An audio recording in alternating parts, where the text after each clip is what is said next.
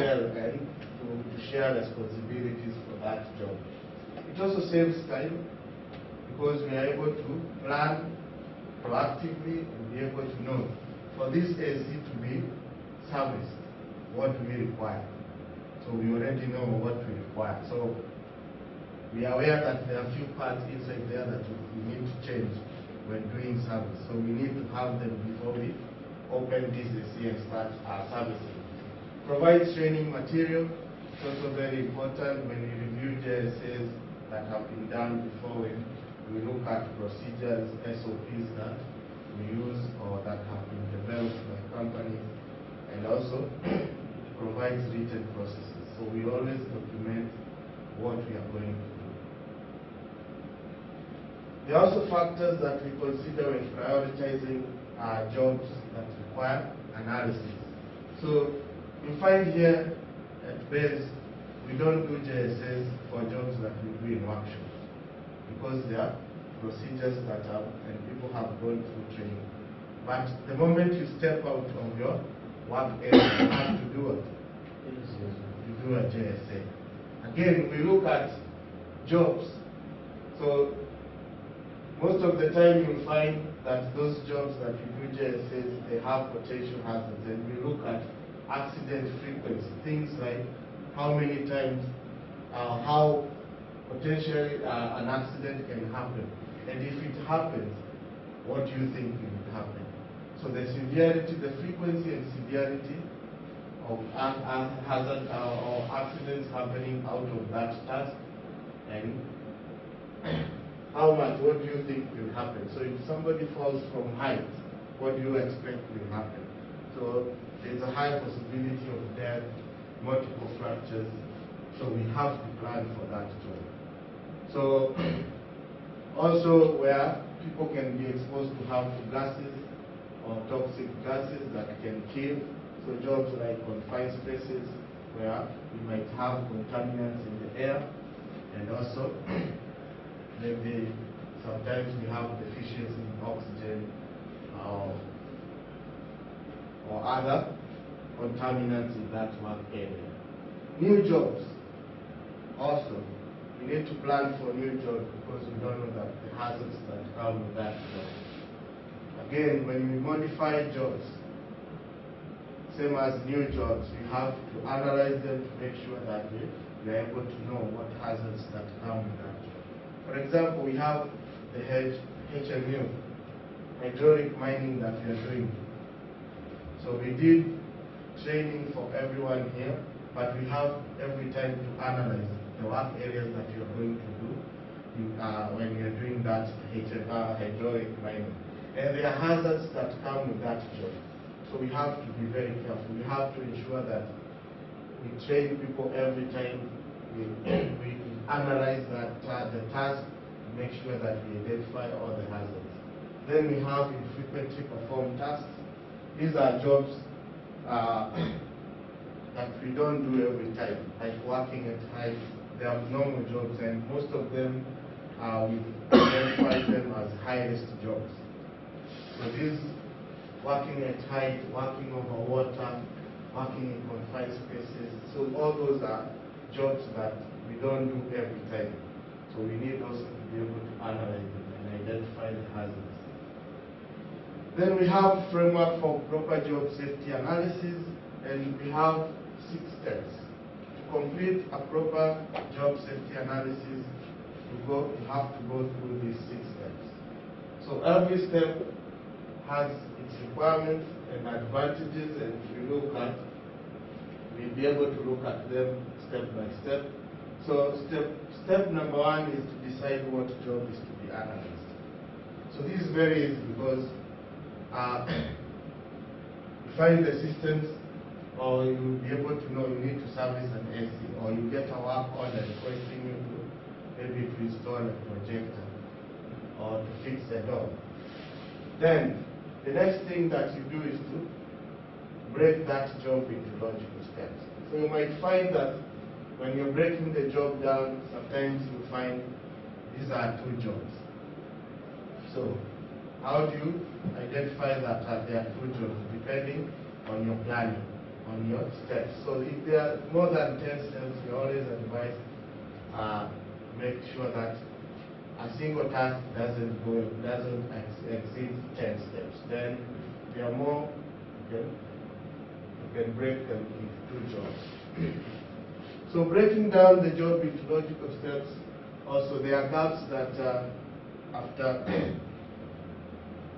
after we've looked at, we've audited JSAs that people have been doing on the field, on the job, then we found there are gaps, that people do not exactly do what is required. So we'll also be able to look at that on a video and be able to analyze and make sure that people understand, we all understand and we are in one page.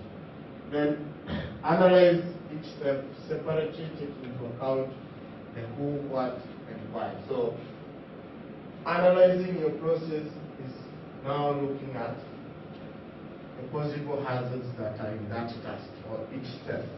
So if we say step 1 for this task is to get what? To mobilize materials, bring our materials here from either the warehouse, maintenance workshop, and make sure that we get them here. That process of bringing materials, what are the hazards? So you have to ask yourself. So we can have maybe hazards like if you are lifting heavy equipment, you can suspect what? Back injuries, hand injuries, like pinch points. So cuts, you have to look at all those types of injuries. That is now analysis. Then step 2, setting up your work area. So if you're using a ladder, you have to ensure that the ground is level and can be able to accommodate that ladder. So that it's safe to use that ladder. What are the hazards when using setting up your ladders? So we can look at things like pitch points and even grounds. So those are the hazards. How do you manage those hazards? So managing those hazards is now developing what?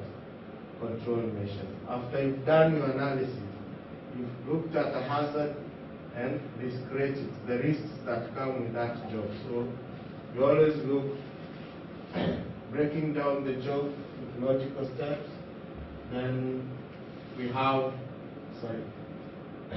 the analysis part of it, which we are going to look at. So the sequence of steps, again, like I said, there have been weaknesses that were, or gaps that we've identified that people are not following properly out there on the field.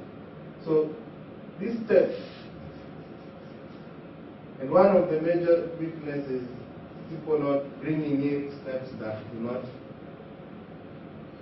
are not steps for that task. For example, they say they talk of a pre-start.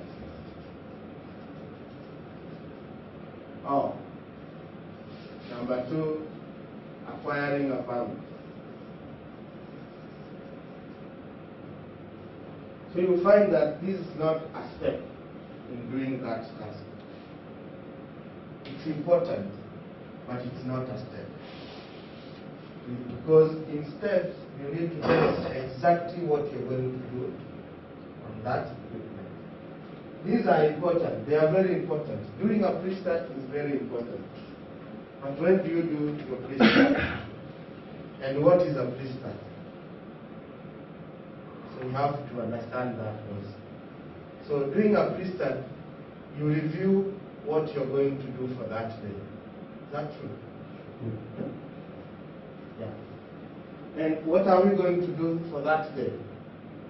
Is what? Our task is to service ACs. Yeah.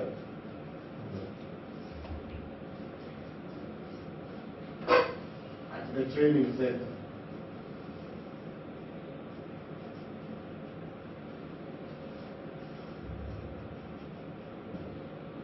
So, our pre-start will talk about servicing what? AC. And so we are going to review our JSA for servicing what? ACs. So that is how it is. So a pre-start is very important. And there is an area for notes, on the JSA booklet. There is an area where you do what? You write the worksheet. Our worksheet.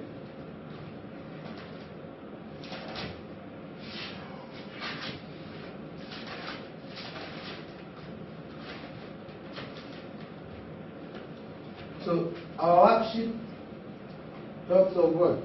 So after you've completed your JSA, you've done the steps, and you've looked at the potential hazard, you've done your risk rating. Down here, there's an area where, on step 4, where you have a worksheet. That's where you talk about what? Permits and restarts. So you have to make sure. So we can do a JSA together, and we'll do that job on Monday. Maybe sometimes depending on the availability of materials. So that Monday, when we start that job, that's when we're going to do what? We'll review, we'll do our pre-start. So that one goes down here at the worksheet. That's where you say the recommendations for that job. Then permits. So if you say here acquiring permits, what is the hazard of acquiring a permit? Why do you need to evaluate it or analyze acquiring a permit? Then you find somebody, an andika, acquiring the wrong permit. Yeah, you can acquire the wrong permit because of what? Because you have it as a step, and there is no hazard in acquiring a permit. But if you do your steps properly, then you'll be able to know. Most probably our step 2 on AC was setting up the work area. I would imagine our third step will be now having to do what? Somebody to go up and down the ladder because they are hazards. So you have to use the 3-point contact, all those things. You're not required to carry anything on your hands when you're going up and down the ladder. You need somebody to hold the ladder for you when you're doing the job. So that is an important step, going up and down the ladder. Then step 4, we'll be now doing what? Working on the AC. What are the hazards there? There is one of the major hazards is what? Energy source, which is electricity. So what do we require to do to protect ourselves from that energy source? We need to do an isolation. An isolation requires a permit. Now you've identified the first permit that you need. So that is the permit that you require. So you'll be able to do a lockout and tag out. And to do a lockout and tag out, you need an isolator. There is a procedure, so you require a permit. You have to state it there. Maybe there is some use of gas and maybe some welding that will be required. You need to do what? You find if you need to do some welding, that is hot work. So you need a hot work, you have it. You state it there. So at the end of it all, you'll be able to know this task requires 3 permits to complete. And it's because you have identified them. So you go back to your JSA booklet. Up here we have types of permits. You identify them. So we are very well aware that we need any tasks that we do outside the work area require permits. So you need a safe work permit. So that safe work permit, before the authorizer authorizes that job to be done, we have to attach what? Other permits, other special permits. So we'll see that in our next session. So on permits. Yes. My question is, you have been called by a team of group working on a project. Okay. And when you get there, we find that they have already started the work. And maybe you forget or you don't know what you know the criteria but you don't. You are not part of the You are not JSA. the part of the JSA. And, hoping that maybe they have also identified that you will be there, maybe you can consider the competitor with the thinking. And then you find that on the process, they find that you have not done the JSA, you have not done whatever. You are not part of the JSA, you do not sign the permit. What are the consequences? The consequences are, first of all, there is a high risk of you getting injured. Always remember that.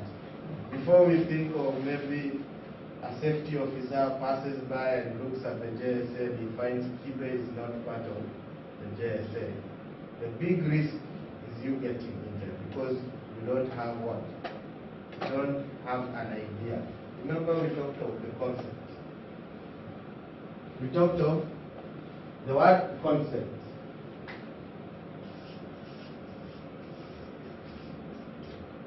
Concept. Having an idea of what is happening on that task is what we want everyone to understand. So you must be part of the JSA. So if you're called in between the job, the work supervisor should sit you down, take you through the JSA, and tell you, okay, this is where your responsibilities start. And that's why we've called what? We've called you. So, or, when we were doing the JSA, we never thought that we required to do what? To use an equipment. But now, things have changed. So we've changed our JSA, and this is where your step, this is where your responsibility starts. And it has to be written there. Don't just do things that are not on the JSA. That's why we're saying they have to be a written process. Any changes on the JSA have to be done on the record. It has to be changed. Then you'll be taken through the whole process, the steps, the hazards. If you agree with them, you sign. If there are any questions or anything that you feel it should be changed, then you should insist they should do it. They should change before you do it. You start the job. That is your responsibility. So, anything else that will happen from that point, now at least you'll be able to say, I was taken through the JSA and that's what we agreed. That's what we felt better or best, or how that was how we thought we could do that job safely.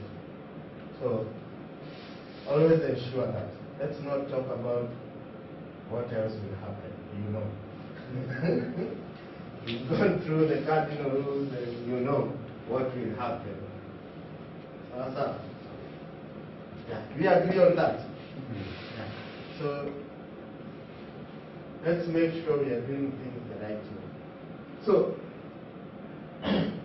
this is breaking down the job, and there are a few considerations we always are requested to consider. That when you're breaking down the job, you have to take care. Care must be taken not to make the steps too general. The rule of the thumb is that most jobs can be described in less than 10 steps. And that's when we say if it's more than 10 steps, evaluate or look at that task. There must be other tasks that maybe you can break it into 2 jobs. An important point is to remember to keep the steps in their correct sequence. Otherwise, you'll be able, sometimes if you miss the steps, you miss hazards that require a lot of priority, and maybe bring in hazards that do not exist. So we have to look at that also. Each step is recorded in a sequence. When completed the breakdown, we have to discuss. We have to do a pre-start. We have to go through our JSA and agree, then everybody signs on the JSA. So I would like us to view a video that talks on steps, the steps that we need to follow. Then we look at analysis of work processes, and we'll go to our next section. A job hazard analysis, or JHA.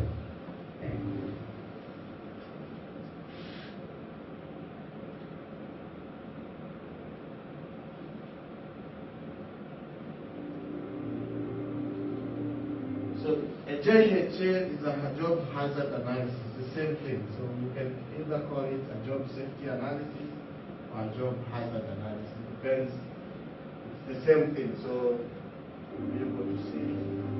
A job hazard analysis, or JHA, is an important component of any health and safety program. It is one of many risk assessment tools that can be used in the formal hazard assessment process to identify and control hazards. Many workers have been injured or killed because they either don't know the right steps or don't recognize the potential hazards of a job. JHAs help establish proper operating procedures and provide recommendations for preventing or eliminating hazards. A job hazard analysis should be conducted by a team familiar with the task and should include one or more workers familiar with the job, supervisors, and if applicable, any other experts or specialists. By involving the whole team, the likelihood of missing a step or hazard is decreased. Workers who do the job regularly will recognize unsafe shortcuts or ways to get around protective devices. These may need to be addressed. Creating a JHA begins by observing the job. For our example, we'll begin by observing the task of lifting and moving a heavy box. First, break the job into small steps. A step is defined as a part of the operation necessary to advance the work. It is important to not make the steps too general, which may result in hazards being missed, or too detailed, which may result in there being too many steps. A good rule of thumb is to describe the job in fewer than 10 steps. You must also keep the steps in their correct order. Steps that are out of order may miss potential hazards, or even introduce hazards that don't exist. Once all of the steps have been listed, it's time to identify potential hazards for each step. Hazards are things that could lead to injury, illness, or environmental harm. There are two types of hazards.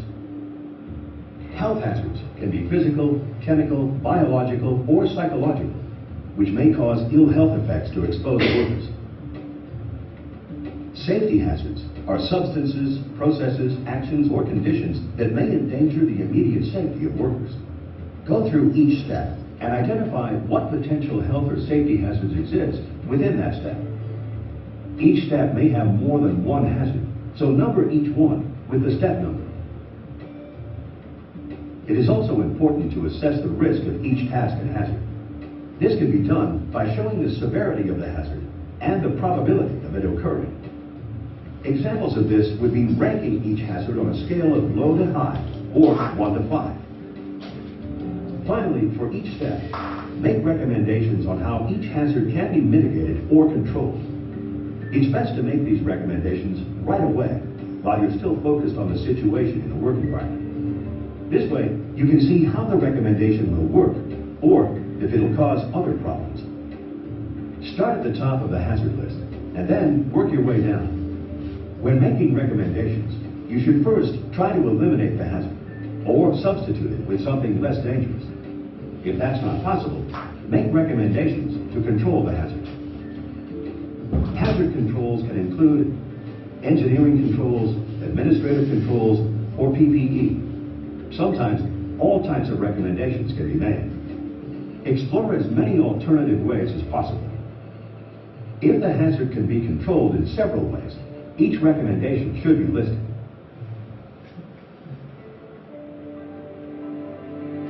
A JHA is not only useful to communicate the hazards of a job, but also form the basis for safe work practices and safe job procedures. It also provides step-by-step training for new employees being taught how to do the job. Or, if an injury or illness occurs, a JHA can provide a starting point for any investigation and remind employees of safe operating procedures.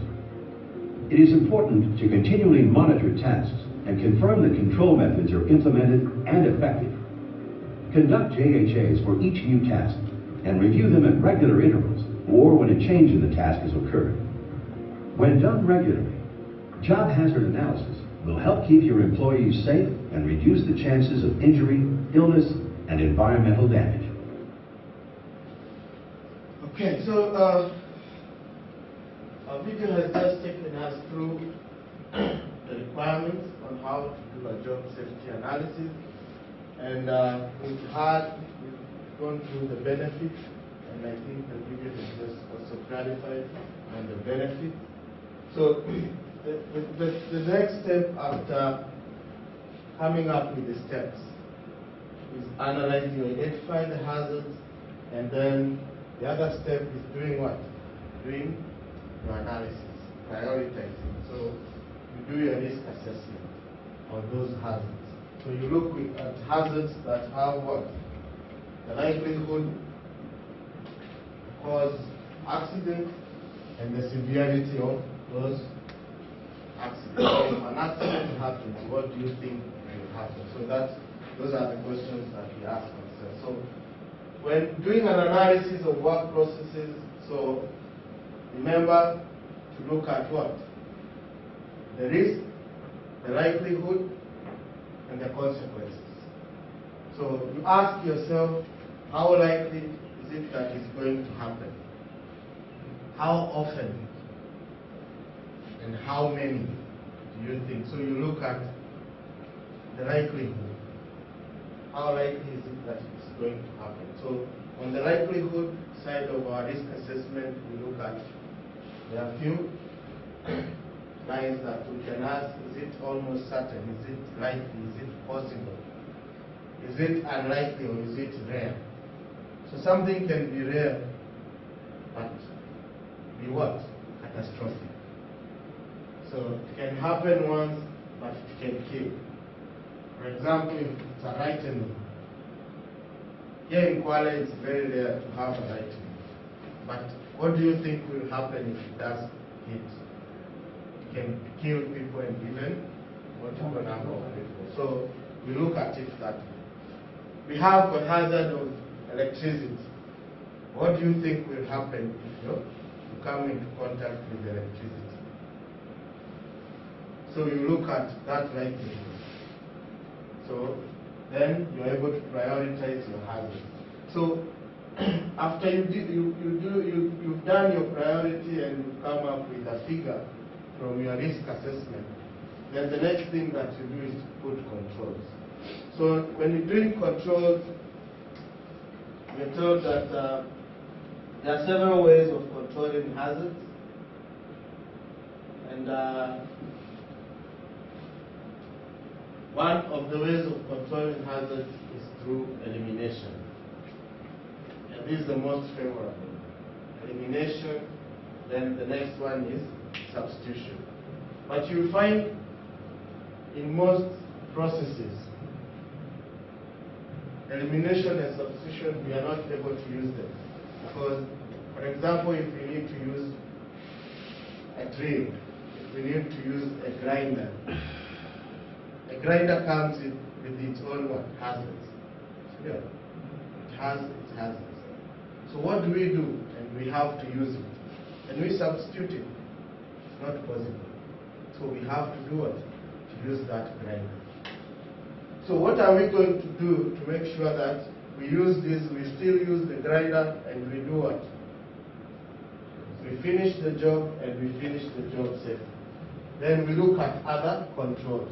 That's where now we have engineering controls, administrative controls, and PPE.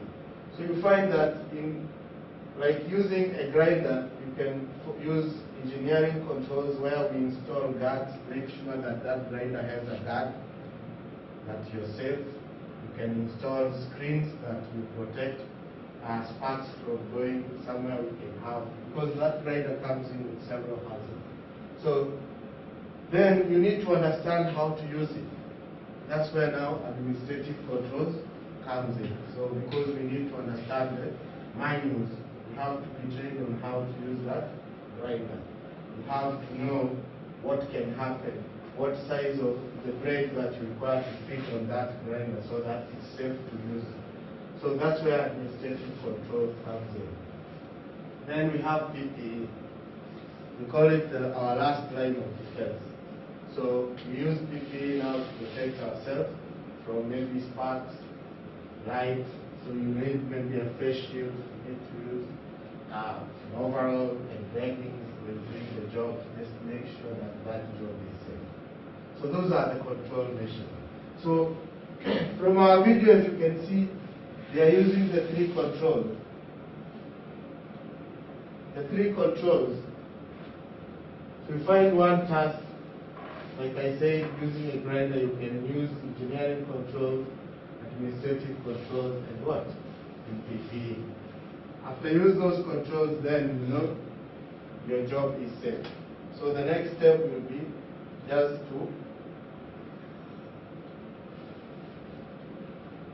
the next step after you put controls is to implement them and make sure that we are following them. So select the right worker for the job, the right tools for the work, materials, PPEs, and make sure that we are using them. Then the last step on a JSA is monitoring progress. So team members, safety officers, managers, so we always insist on a fresh set of eyes to make sure that people are not complacent. So make sure people are doing things the right way. So those performing the task, if you feel you're not doing the right thing, if you feel you've deviated from the original plan, we always advise you stop and take 5. Think of what you did, or see where you went wrong, or why you are supposed to be on step 3, but you're doing step 5. Then if the steps were not done properly, ask your colleagues to stop, review your JSA, and do things right. Now, sir, any questions on JSAs?